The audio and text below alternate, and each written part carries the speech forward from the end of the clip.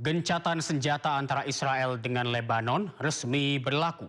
Kali ini gencatan berlangsung selama 10 hari.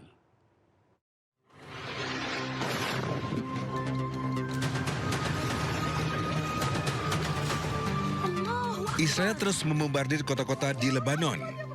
Kali ini serangan menghantam salah satu rumah di Ain Qana'ah, Lebanon Selatan. Israel berdalih rumah ini adalah tempat penyimpanan senjata milik Hizbullah. Tak hanya itu, Israel juga mengklaim telah menyerang serentak 70 lokasi dalam 1 menit. Lagi-lagi Israel berdalih lokasi ini adalah milik Hizbullah. Tak lama setelah saling serang, Israel dan Lebanon sepakat untuk gencatan senjata. Kali ini gencatan senjata berlaku selama 10 hari. I think they will. I think it's going to be, actually it's very exciting because it's 48 years. We're going to be meeting with Bibi Netanyahu, as you know, and the president of Lebanon. And I had a great talk with both of them today. They're going to be having a ceasefire, and that'll include Hezbollah. And I think it could be number 10 for me. Sebelumnya negosiasi damai antara kedua negara sempat digelar pada 15 April lalu. Dalam perundingan yang digelar di Amerika Serikat, belum menghasilkan solusi. Akhirnya pertemuan dilanjutkan di Amerika Serikat dan kedua negara sepakat untuk gencatan senjata. Anggota Parlemen Polandia menyebut Israel melakukan genosida sambil memperlihatkan bendera Israel yang diubah dengan simbol Nazi. Sementara itu, Kedutaan Besar Israel di Warsawa mengutuk tindakan Konrad Berkowicz dan mendesak pihak berwenang Polandia untuk mengambil tindakan.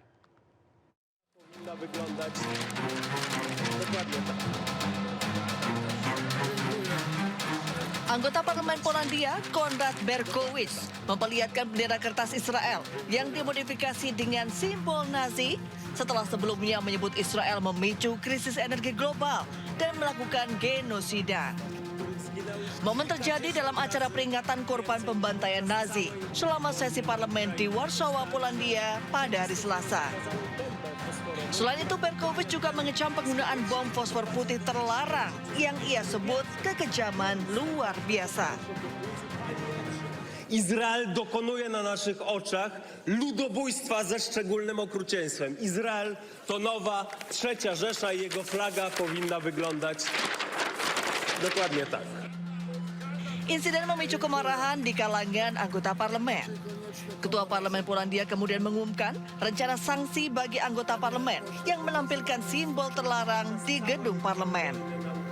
Sementara itu, Kedutaan Besar Israel di Warsawa mengutuk tindakan Berkowicz dan mendesak pihak berwenang Polandia untuk mengambil tindakan.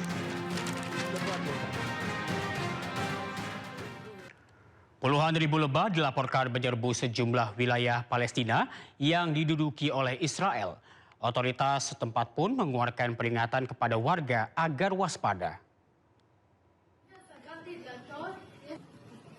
Kawanan lebah dalam jumlah besar dilaporkan menyebar di sejumlah area permukiman. Fenomena ini memicu kekhawatiran di kalangan warga. Otoritas setempat meminta warga dan pemilik toko menutup pintu serta jendela. Belum diketahui pasti penyebab kemunculan lebah dalam jumlah besar ini.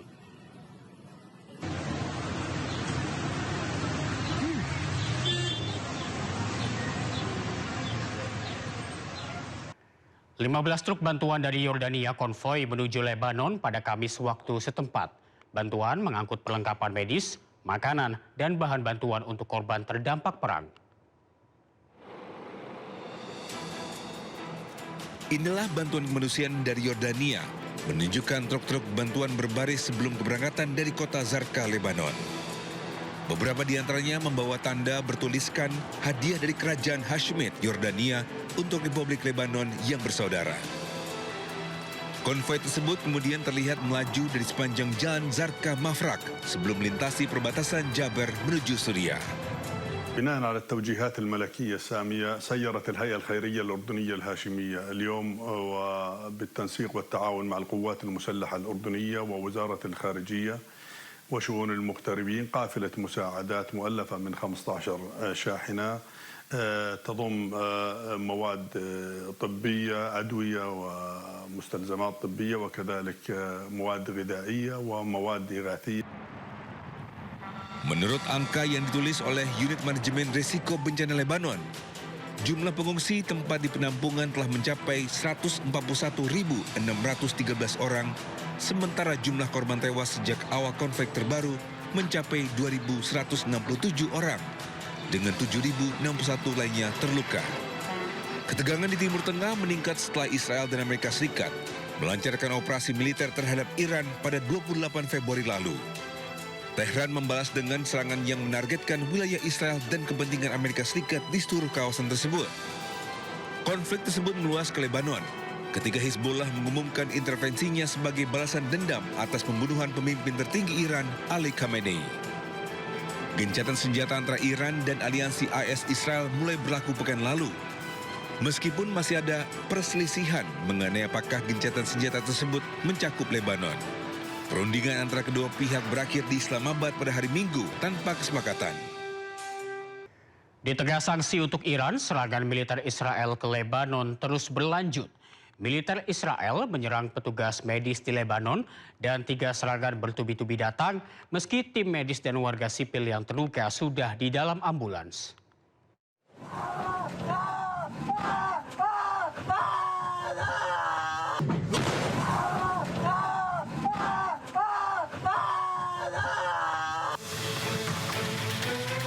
Militer Israel pada hari Rabu menyerang petugas penyelamat di Lebanon.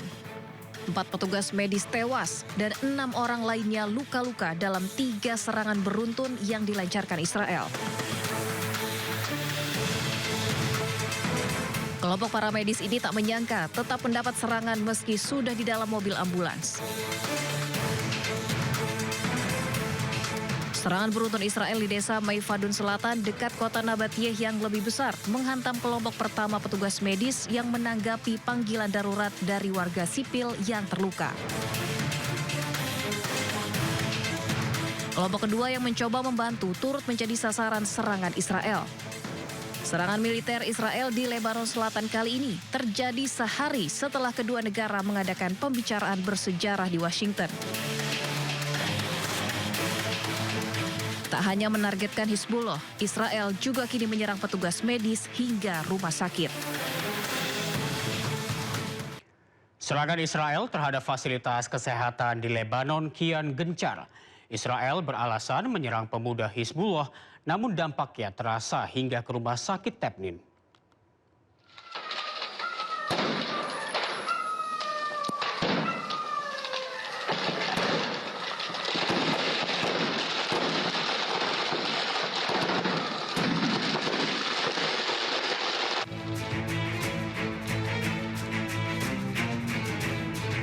Serangan Israel terhadap fasilitas kesehatan di Lebanon kian masif.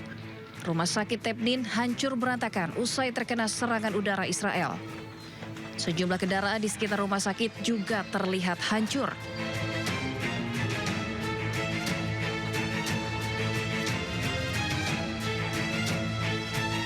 Israel berdalih menyerang seorang pemuda yang diklaim anggota dari Hizbullah. Namun dampaknya terasa hingga rumah sakit Tebnin. Alat-alat medis di dalam rumah sakit yang diketahui milik pemerintah Lebanon ini hancur akibat serangan Israel. Sebelumnya tentara Israel merilis rekaman yang menunjukkan seorang pemuda tewas akibat serangan drone di Lebanon Selatan. Serangan yang terus terjadi di Lebanon merupakan bagian dari konflik yang terus berlanjut antara Israel dan kelompok bersenjata Hizbullah.